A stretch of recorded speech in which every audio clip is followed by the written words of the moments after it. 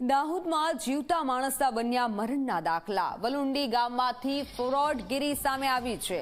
બીચિયાભાઈ અને તેમના પત્નીના બન્યા ખોટા મરણના દાખલા। સીધી લીટીના વારસદાર હોવાનું ખોટું સોગંદનામું તૈયાર કરાયું।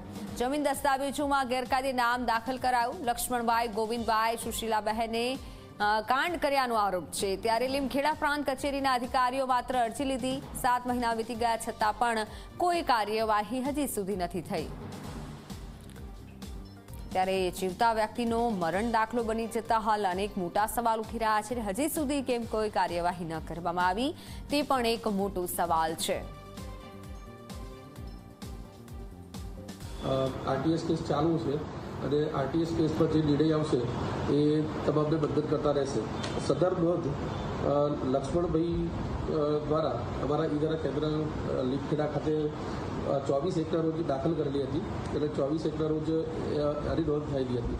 એ નોંધ સામે બીજાભાઈ વિરસિંહભાઈ દ્વારા અપીલ કરી અને દાદ માગેલી છે। તો અપીલનો નિર્ણય આવ્યેથી આગળની કાર્યવાહી અમારા ઈદરા કેન્દ્ર ખાતેથી કરવામાં આવશે।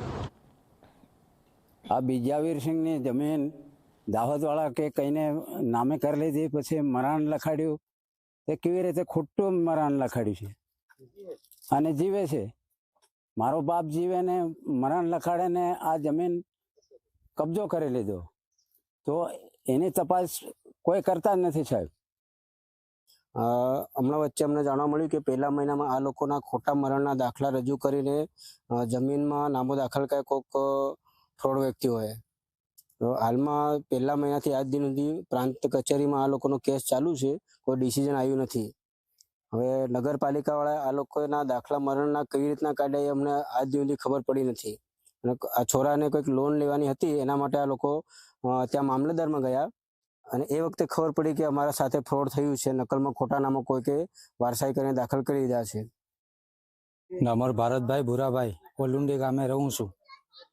પછી હું નકલ કઢાવવા ગયો, મારે લોન લેવાની હતી અને નકલ કઢાવવા ગયો ત્યારે મને ખબર પડી કે અમારા નામો મારા દાદાના નામ નહોતા અંદર અને દાહોદવાળા કોઈક લોકોના નામમાં 5 જણના નામમાં અંદર નકલમાં આવ્યા। ત્યારે અમને ખબર પડી કે જમીન અમારી પડાવી લીધી એ લોકોએ અને મરણનો દાખલો પણ મૂક્યો।